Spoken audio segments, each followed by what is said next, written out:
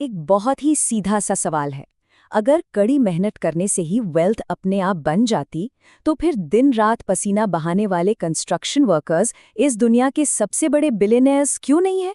ये सवाल उस सबसे बड़े भ्रम को चकनाचूर कर देता है, जिसे सदियों से सच माना जाता रहा है कि सिर्फ जी तोड़ मेहनत ही फाइनेंशियल सक्सेस की इकलौती चाबी है। असल में ऐसा बिल्कुल नहीं है। तो चलिए इस विश्लेषण की शुरुआत करते हैं। आज हम वेल्थ क्रिएट करने के एक बहुत ही ब्रूटल लेकिन एकदम सटीक नजरिए को डिकोड कर रहे हैं। ये एक ऐसा प्लेबुक है जो सदियों पुराने और बेहद असरदार सिद्धांतों पर टिका हुआ है। निकोलो माकियावेली के विचारों से प्रेरित यह कोट पूरी फिलॉसफी की असली नींव है कि दुनिया अच्छे इंसानों को कोई इनाम नहीं देती, ये सिर्फ इफेक्टिव यानी असरदार लोगों को रिवॉर्ड करती है। सच तो ये है कि मार्केट कभी फेयर नहीं होता। ये सिर्फ पावर, लेवरेज और रिजल्ट्स की इज्जत करता है। केवल आंख बंद करके आज्ञाकारी बने रहने से यहाँ कुछ हासिल नहीं होता। इस पूरे विश्लेषण में हम 5 हिडन रूल्स को समझेंगे। पहला, पैशन नहीं पेन के पीछे भागना। दूसरा, लेवरेज के गेम को मास्टर करना। तीसरा, परसेप्शन को कंट्रोल करना। चौथा, अपनी कमजोर कड़ियों को काटना। और पांचवां, हद से ज्यादा नाइस बनना छोड़ना। यही वो 5 रूल्स हैं जो सिस्टम को फॉलो करने वालों और सिस्टम को अपने इशारों पर नचाने वालों के बीच का असली फर्क तय करते हैं। शुरुआत करते हैं एक बहुत ही दिलचस्प कॉन्सेप्ट से, जिसे डंकी ट्रैप कहा जाता है। ये समाज का एक ऐसा अदृश्य जाल है जहां लोग ये मान बैठते हैं कि बिना कोई सवाल किए बस लगातार गधों की तरह मेहनत करने और सारे रूल्स फॉलो करने से एक दिन वेल्थ मिल ही जाएगी। ये उन लाखों एम्बिशियस लोगों की गहरी निराशा को सही साबित करता है, जो लगातार काम करने के बावजूद उसी रैट रेस में फंसे रह जाते हैं।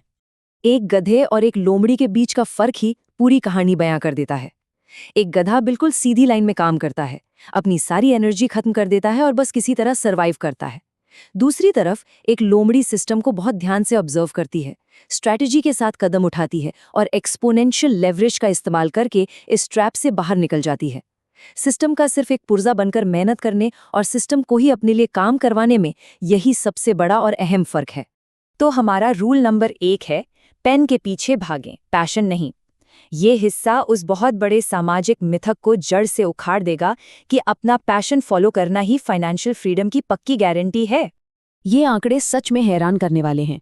लगभग 90% लोग जो अपने पैशन को फॉलो करते हैं, वो बस एक एवरेज इनकम में ही स्ट्रगल करते रह जाते हैं। क्यों? क्योंकि कड़वा सच ये है कि मार्केट को किसी के पर्सनल पैशन से कोई मतलब नहीं है।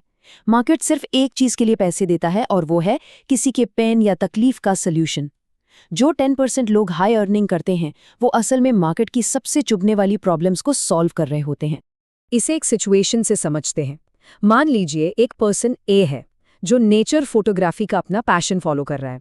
वो अपने काम से बहुत खुश है, लेकिन उसकी इनकम लगभग 0 है। वहीं एक पर्सन बी है जो बड़ी कंपनीज के लिए एड्स बनाता है। ये एक बोरिंग काम हो सकता है, लेकिन वो बिजनेसेस के बहुत बड़े पेन को सॉल्व कर रहा है, यानी उनकी सेल्स बढ़ा रहा है, और इसीलिए वो लाखों कमाता है।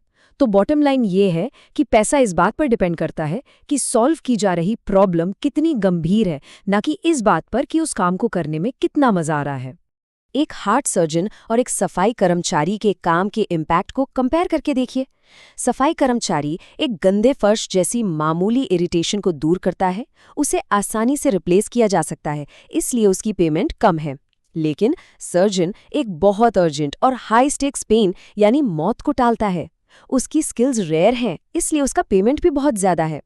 वेल्थ हमेशा रेयर, अर्जेंट और बहुत ज्यादा पेनफुल प्रॉब्लम्स को सॉल्व करने का ही एक सीधा रिफ्लेक्शन होती है। मार्केट में हाईली पेड पेन मुख्य रूप से 3 तरह के होते हैं। पहला है फाइनेंशियल पेन, जहां बिजनेसेस का मोटा पैसा डूब रहा होता है। दूसरा है इमोशनल पेन, जैसे अकेलापन, इनसिक्योरिटी या स्ट्रेस।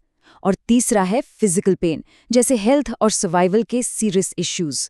जब इन गहरी प्रॉब्लम्स का सटीक सोल्यूशन दिया जाता है, तो बायर्स इतने डेस्परेट होते हैं कि सोल्यूशन का एक्चुअल प्राइस उनके लिए पूरी तरह से मायने ही नहीं रखता।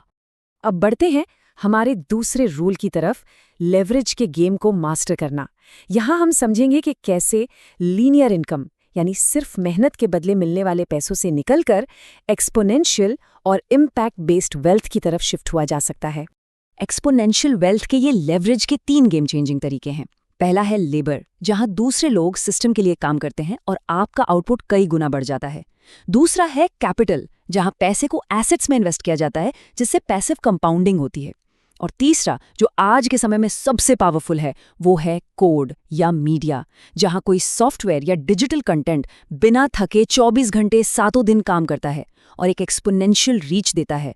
यही वो सिस्टम है जो क्रिएटर के सो जाने पर भी पैसा जनरेट करता है। एक बहुत ही अनकंफर्टेबल सच ये है कि असली वेल्थ ठीक उसी पल शुरू होती है जब किसी इंसान की इनकम उसके लिमिटेड समय से पूरी तरह अलग हो जाती है। जो कोई भी अपने गिने चुने घंटों को सीधे एक सैलरी चेक के लिए ट्रेड कर रहा है, वो असल में अपनी फाइनेंशियल ग्रोथ पर हमेशा के लिए एक लिमिट लगा रहा है। तीसरा रूल है कंट्रोल परसेप्शन, यानी धारणा को कंट्रोल करना। ये रूल इस ब्रूटल रियलिटी को सामने लाता है कि मार्केट प्लेस में असली टैलेंट से कहीं ज्यादा अहमियत इस बात की होती है कि उस टैलेंट को किस तरह दुनिया के सामने प्रोजेक्ट किया जा रहा है। फर्ज कीजिए 2 कंसल्टेंट हैं। कंसल्टेंट ए बहुत ज्यादा स्किल्ड है, जल्दी रिप्लाई करता है और उसका प्राइस भी कम है, लेकिन वो काम के लिए डेस्परेट दिखता है। वहीं कंसल्टेंट बी की स्किल्स बस एवरेज हैं, लेकिन उसकी ब्रांडिंग एकदम प्रीमियम है। वो आसानी से उपलब्ध नहीं होता और उसका प्राइस 10 गुना ज्यादा है। अब सोचने वाली बात है कि कॉन्ट्रैक्ट किसे मिलेगा।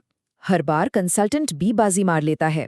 ऐसा इसलिए होता है क्योंकि वो हाई डिमांड का एक इल्यूजन क्रिएट करता है। सच तो ये है कि मार्केट कभी भी लॉजिकल नहीं होता, ये पूरी तरह से साइकोलॉजिकल है। प्राइस मेहनत का नहीं, बल्कि सर्टेनिटी और स्टेटस का सिग्नल होता है। हर वक्त अवेलेबल रहना या पैसों के लिए कंप्लेन करना सिर्फ डेस्परेशन दिखाता है। इसके उलट प्रीमियम प्राइस सेट करना मार्केट में बहुत ज्यादा ट्रस्ट और अथॉरिटी का सिग्नल देता है। अब आते हैं चौथे रूल पर, कमजोर कड़ियां काटें। ये बाहरी बिजनेस स्ट्रैटेजी से हटकर अंदरूनी साइकोलॉजी और खुद को पीछे खींचने वाली चीजों को बड़ी ही बेरहमी से हटाने के बारे में है। किसी भी इंसान के पोटेंशियल को खत्म करने वाली 3 सबसे कमजोर कड़ियां होती हैं। पहला, गलत लोग, यानी ऐसे लोगों को बर्दाश्त करना जो हमेशा शिकायत करते हैं और रिस्क लेने से घबराते हैं। दूसरा है नॉइज और ओवरलोड, जैसे बिना सोचे समझे एडिक्टिव तरीके से फोन स्क्रॉल करना, जो इंसान के अटेंशन को किसी और कंपनी का प्रोडक्ट बना देता है। और तीसरा है कमजोर आदतें, लॉन्ग टर्म वेल्थ बिल्ड करने के बजाय शॉर्ट टर्म मजे को चुनना। असल में किसी भी इंसान की मौजूदा हालत उन डिस्ट्रैक्शंस का ही रिफ्लेक्शन है जिन्हें उसने अपनी जिंदगी में बर्दाश्त करने का फैसला किया है। इसलिए बॉटम लाइन ये है कि ग्रोथ का मतलब सिर्फ नई स्किल्स ऐड करना नहीं है, इसका मतलब उन सब चीज़ों को अपनी ज़िंदगी से पूरी तरह निकाल फेंकना है जो एक इंसान को सिर्फ एवरेज बनाए रखती हैं।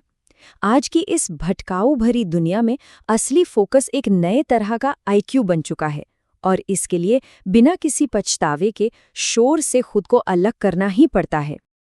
अब हम आते हैं हमारे 5वें और आखिरी रूल पर, बहुत ज़्यादा नाइस बनना बंद करें। ये रूल उस पुरानी कंडीशनिंग पर सीधा वार करता है जो लोगों को हमेशा विवाद से बचना, हद से ज़्यादा हम्बल रहना और अपने हक का पैसा मांगने से डरना सिखाती है। एक नाइस इंसान हमेशा कॉन्फ्लिक्ट से बचता है, जो भी पेमेंट ऑफर होता है उसे चुपचाप मान लेता है और कई बार गिल्ट की वजह से अपनी वैल्यू फ्री में ही बांट देता है। वहीं दूसरी तरफ एक वेल्दी प्लेयर का फोकस सिर्फ अपने मिशन पर होता है। वो सख्त बाउंड्रीज बनाता है और खराब डील्स को ठुकराने की पूरी हिम्मत रखता है।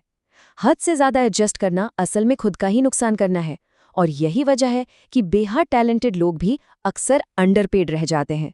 लिमिटेड रिसोर्सेज की इस कॉम्पिटिटिव दुनिया में सबका चहेता बनने के बजाय ब्रूटली इफेक्टिव बनने का चुनाव करना ही पड़ता है। मार्केट सिर्फ बाउंड्रीज और रिजल्ट्स की इज्जत करता है। हर किसी से अप्रूवल या तारीफ की उम्मीद रखना असल में फाइनेंशियल फ्रीडम के रास्ते की सबसे बड़ी रुकावट है।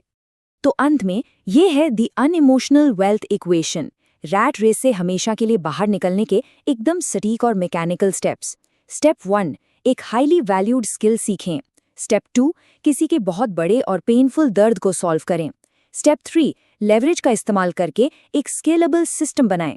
स्टेप 4, अपने कैपिटल को प्रोटेक्ट करें। और अंत में स्टेप 5, अपना वक्त वापस खरीदें।